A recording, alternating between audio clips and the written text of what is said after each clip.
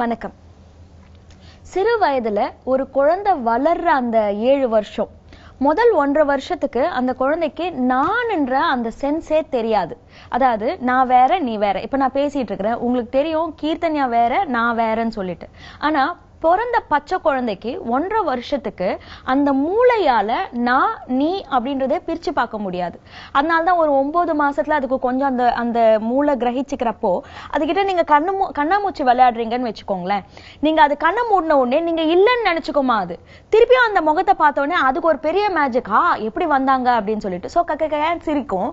அதை நீங்க 100 வாட்டி பண்ணாலும் 100 வாட்டியும் அதே ஆச்சரியத்தோட தான் அது சிரிக்கும். 1000 வாட்டி உங்க முகத்தை பார்த்தாலும் ஃபர்ஸ்ட் டைம் பாக்குற மாதிரியான ஒரு உணர்ச்சி தான் அந்த குழந்தைக்கு வரும். இந்த மாதிரி வர குழந்தை ஒரு 1.5 வயசு 2 வயசுல சடனா அந்த சென்ஸ் நான் அப்படின்றது வரும். அந்த டைம்ல வர்றதுதான் கொஞ்சம் கொஞ்சம் அந்த டாட்லர் டேண்ட்ரம்ஸ் அப்படின்னு சொல்லிட்டு சொல்லுவாங்க. ரொம்ப அதிகமா அடம் இருக்கும். ஏதாவது ஒரு சாக்லேட்டை பார்த்த உடனே இது எனக்கு வேணும் அப்படின்ற அந்த உணர்ச்சிகள் எல்லாம் அப்பதான் வர ஆரம்பிக்கும். இந்த நான்ன்றது அதுக்கப்புறமா 18 வருஷம் வரைக்கும் வளர்ந்துகிட்டே இருக்கும். நான் இந்த மாதிரி, நான் அந்த மாதிரி, என் அடையாளம் இது, என்னோட உணர்ச்சிகள் இது அப்படின்ற அந்த புரிதல் கிட்டத்தட்ட 18 வருஷம் எடுக்கும். அந்த முதல் 7 வருஷத்துல மெஜாரிட்டி அந்த புரிதல் நடக்கும். சோ இப்ப பேரண்ட்ஸ் அந்த குழந்தைய ஒரு மனிதனா மதிக்காம என் குழந்தை இது நான் சொன்ன மாதிரி கேட்கணும் அப்படின்ற அந்த ஒரு மைண்ட் செட்டோட வரப்போ சில டைம் ரொம்ப தவறான விஷயங்களை பண்ணிடுறாங்க. அந்த மாதிரி பண்றப்போ என்ன ஆகும்னா அந்த குழந்தையோட நான் என்ற சென்ஸ் அப்படியே உடைப்படும். இப்போ ஒருத்தவங்க என்கிட்ட வந்திருந்தாங்க.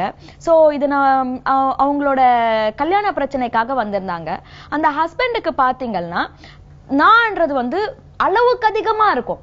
கொஞ்ச நஞ்சம் கிடையாது, பயங்கர அளவுக்கு அதிகமா இருக்கும். அதனால என்ன ஆகும்னா அந்த அடுத்தவங்கன்றதுக்கு அவரோட வாழ்க்கையில இடமே இல்லை அப்படின்ற மாதிரி இருந்துச்சு.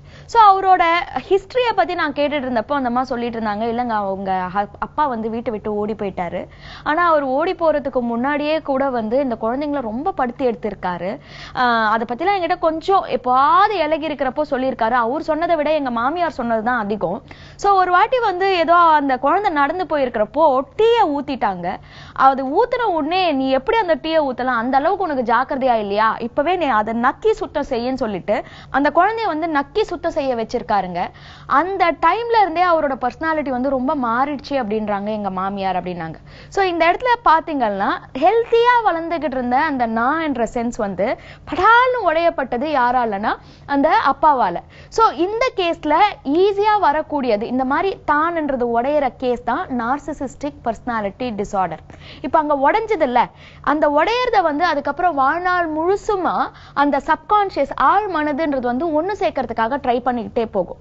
சோ இவரோட ஒண்ணு சேர்க்கிற முயற்சி என்னன்னா, நீங்க எல்லாரும் நான் கிரேட்னு சொல்லுங்க, நீங்க எல்லாரும் நான் கிரேட்ன்றத எனக்கு ஏதாவது ஒரு விதத்துல எனக்கு சொல்லி காமிச்சுக்கிட்டே இருங்க.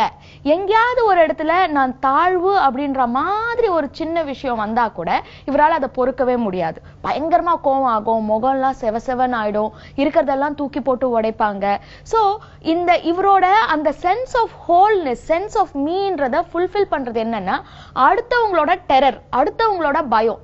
சோ இவர் போற ரிலேஷன்ஷிப்ஸ் எல்லாம் எப்படி இருக்கும்னா உலகத்தை பொறுத்த வரைக்கும் ரொம்ப பெரிய மனுஷன், பயங்கர அச்சீவிங், பயங்கர ஒரு பெரிய பொசிஷன். இந்த மாதிரியான இருக்கிறவங்க ஆக்சுவலா லைஃப்ல நிறையவே அச்சீவ் பண்றதுக்கும் வாய்ப்பு இருக்கு, இல்லைன்னா ஒண்ணுமே இல்லாம போகிறதுக்கும் வாய்ப்பு இருக்கு. ஆனா அவங்க எவ்வளோ அச்சீவ் பண்ணாலும் சரி இவங்களோட பர்சனல் ரிலேஷன்ஷிப்ஸ்ன்றது சந்தோஷமா இருக்கிறதுக்கு அங்க வாய்ப்பே இல்லை. சோ இவர்கிட்ட மாட்டினது யாருன்னா ஒய்ஃப். எந்த ஒரு பெண் இவர்கிட்ட வந்தாலுமே அந்த பெண்ணை அப்படியே கசக்கி போடுறதுதான், ஒரு நாய் மாதிரி நடத்துறதுதான் அப்படின்னு வச்சுக்கோங்களேன். அந்த மாதிரி பண்ணாதான் இவருக்கு ஒரு ஹை அப்படின்றது வரும். ஒருவேளை இந்த மாதிரியான ஒரு பர்சனாலிட்டியோட நம்ம கணவனாவோ இல்ல மனைவியாவோ, இல்ல இது பெண்களுக்கும் நடக்கும், வெறும் ஆண்களுக்கு மட்டும்தான் நடக்கணும்ன்றது கிடையாது. நம்மளுக்கு கூட எந்த மாதிரி ஆயிடும்னா சில சமயங்கள்ல நம்ம மனசு உடையிறப்போ எல்லா இடத்துலயும் நான் எல்லா மீதி நீங்க எல்லாருமே நீங்க எல்லாம் என்ன ஒரு பெரிய பொருட்டா அப்படின்றது அது வெளியில காமிச்சுக்க முடியும்னா காமிச்சுப்பாங்க, ஒருவேளை காமிச்சுக்க முடியாதுன்னா அவங்க கிட்ட நல்லா இருப்பாங்க, அப்புறமா பின்னாடி போயிட்டு அவங்கள பத்தி கண்டிப்பா நெகட்டிவா பேசதான் செய்வாங்க. இது பெண்களோட குணமா மாறும். சோ இந்த மாதிரியான ஒரு பர்சனாலிட்டி டிசார்டர் அப்படின்றது வரப்போ ஒண்ணு பயங்கர விழிப்புணர்ச்சியோட இருக்கணும். இல்லையா நம்ம வந்து நீ இல்லைன்னா கூட என்னால சர்வைவ் பண்ண முடியும் அப்படின்ற ஒரு மன துணிச்சலோட முடிவுகளை எடுத்துட்டு வெளில போகணும். இல்லையா அட்லீஸ்ட் நம்மள ஹேண்டில் பண்ணிட்டு நம்ம குழந்தைங்களை இந்த பர்சனாலிட்டி கிட்ட இருந்து நம்ம வந்து பாதுகாத்து வளர்க்கணும். இவர் உடைஞ்சது ஓகே, நம்ம குழந்தைங்க உடையக்கூடாது அப்படின்றதுல நீங்க நிறைய கவனம் எடுக்க வேண்டிய இருக்கும். சோ இந்த மாதிரியான ஒரு கணவன் இருக்கிறப்போ உங்க வீட்டுல சின்ன குழந்தைங்க இருந்துச்சு அப்படின்னு சொல்லிட்டு சொன்னா இவங்க 2 பேருக்கும் இருக்கிற கான்டாக்டை எவ்வளவுக்கு எவ்வளவு மினிமைஸ் பண்ண முடியுமோ அவ்வளவுக்கு அவ்வளவு மினிமைஸ் பண்ணீங்கன்னா நல்லது. ஏன்னா ஒரு பாயிண்ட்டுக்கு மேல இந்த குழந்தைங்க மூலமா உங்களை வதைக்க முடியும் அப்படின்றது மைண்டுக்கு போயிடுச்சுன்னா அந்த குழந்தையே வச்சு உங்களை வதைக்க ஆரம்பிப்பாங்க. அட்லீஸ்ட் நம்ம லைஃபாவது நம்ம கொஞ்சம் மெச்சூர் ஆயிட்டோம், ஆனா குழந்தைங்களால இந்த வலிகளை தாங்கிக்க முடியாது. சோ அந்த கேஸ்ல என்ன ஆகும்னா வாழையடி வாழையா இவருக்கு இருக்கிற அந்த பர்சனாலிட்டி டிசார்டர் அப்படியே அந்த குழந்தைங்களுக்கு டிரான்ஸ்பர் ஆகும். இந்த குழந்தைங்களுக்கு இருக்கிற அந்த பர்சனாலிட்டி டிசார்டர் அப்படியே இன்னொருத்தவங்களுக்கு டிரான்ஸ்பர் ஆகும். சோ இந்த இடத்துல வந்து கான்டாக்ட் மினிமைசிங் அப்படின்றதுதான் வந்து இருக்கிறதுலே ஒரு பெஸ்ட் சோர்ஸ். அதை விட வேற என்ன பண்ண முடியும் அப்படின்னு சொல்லிட்டு பார்த்தா அந்த குழந்தைங்களை நீங்க எஜுகேட் பண்ணி வளர்க்கலாம்.